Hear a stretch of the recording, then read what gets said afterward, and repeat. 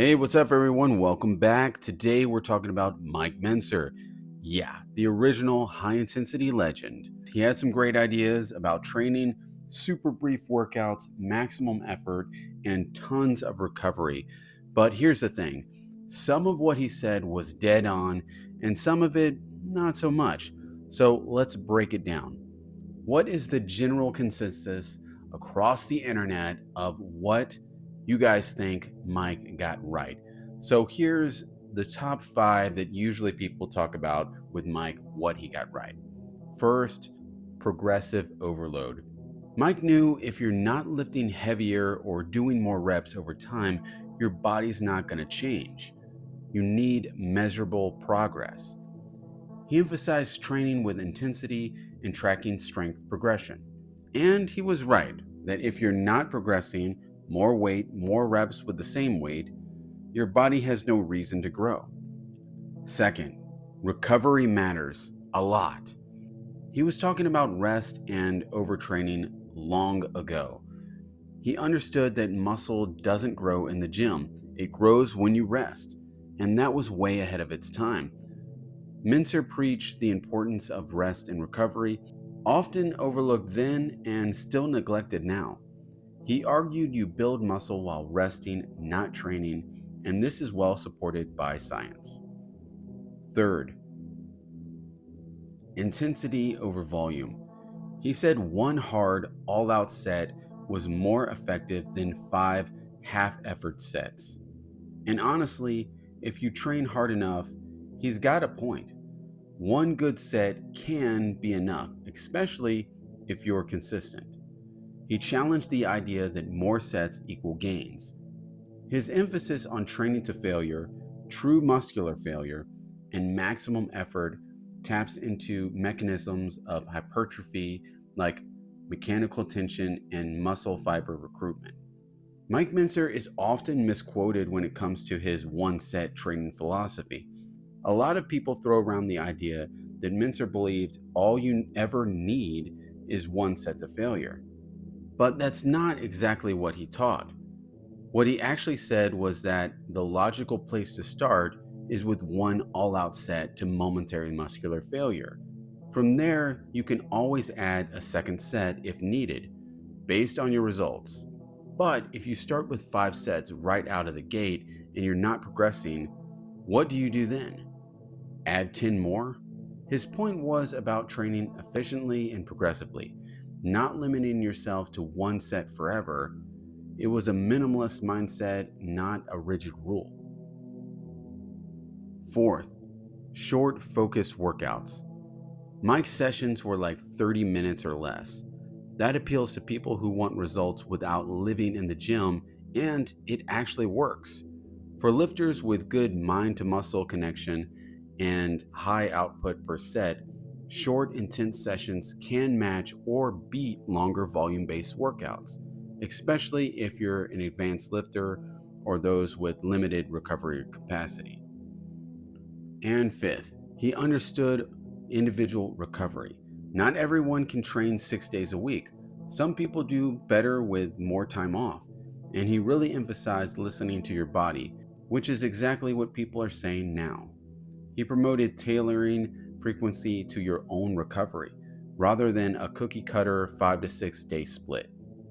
So, what do you guys think that Mike got wrong? Now, let's be real, Mike Mentzer was not perfect. So, first, he went too far with low frequency. Toward the end of his career, Mike was recommending people train once every 10 to 14 days. Most of us, that's just not enough to keep progressing. You're losing the skill of lifting, not just the stimulus. For most lifters, this frequency is too low to maintain stimulus and skill.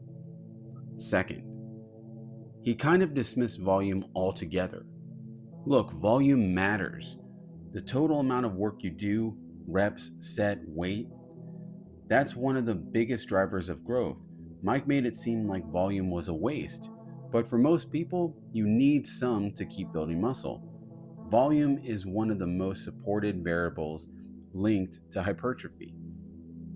Mike viewed it as overrated, but for most people, a certain level of volume is essential, especially for intermediate gains. Third, always training to failure. Now, don't get me wrong, going to failure has its place, but doing it on every single set, every time you train, that's rough on your nervous system, your joints, and your motivation. It's like redlining your car every time you drive. Fourth, limited exercise variety. He had some super stripped down routines, like 5 or 6 exercises total, that might work short term, but long term, you start developing weak points, overuse issues, and honestly, it gets boring. He often pushed a very minimum routine, and finally, high intensity just doesn't fit everyone. Beginners, especially, they need more reps and more practice, more exposure to different movements. Jumping straight into Mentzer style training is like learning to drive in a Formula One car. While it worked for Mike Mentzer and some genetically gifted or advanced lifters, it's not ideal for beginners who need practice, volume, and technique refinement. So, a while back, I asked this question: what do you think Mike got right, and what do you think he got wrong? And so, I want to go over what you guys actually said about this. So, first comment here: I learned a lot from Mike, and most of the things he did were logical. The only thing, in my opinion, he did wrong is the fact that he took an early retirement after the 1980 Mr. Olympia. He could have become one of the best bodybuilders of the golden era. Taking meth, he got that wrong. See, so there's some replies here. That was never proven and false. Even if he did, which I highly doubt, then it was his choice and makes him no less of a man. Mentzer was a genius, and I think he taught people more about training than really any other top bodybuilder, because he understood the importance of recovery and wasn't interested in the business side. Unfortunately, he clashed with the wrong people and was almost blacklisted in the community. The only mistake he ever made, in my opinion, was stopping when he did. He wasn't wrong about the contest not being fairly judged, but once Arnold was out of the picture, they wouldn't be able to ignore his dominance. He shouldn't have walked away.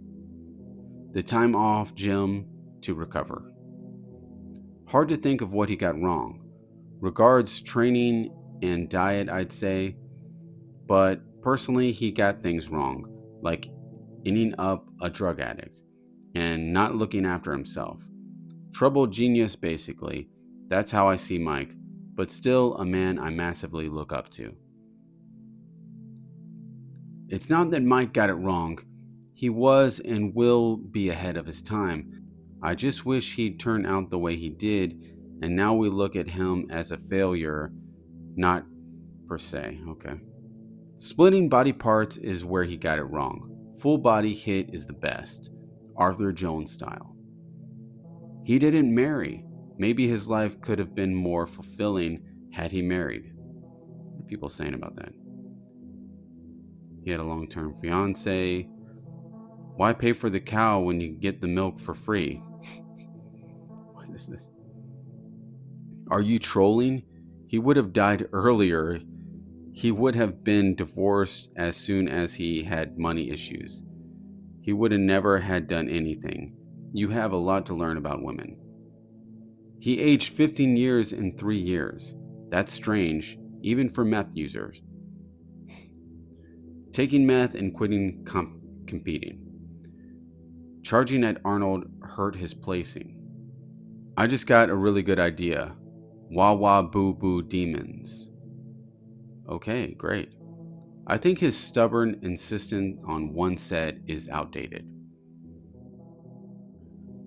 So, of course, Mike Mentzer had some powerful ideas. He changed the game when it came to intensity and recovery. But his approach wasn't perfect for everyone, especially once he went all in on infrequent training and minimum volume. Use what works for you.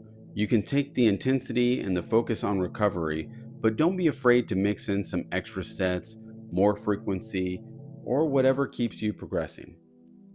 Let me know what you think in the comments. Did Mentzer get it right, or was he way off? If you've ever trained high intensity style, I want to hear about your results. Don't forget, like and subscribe, and I'll catch you in the next one.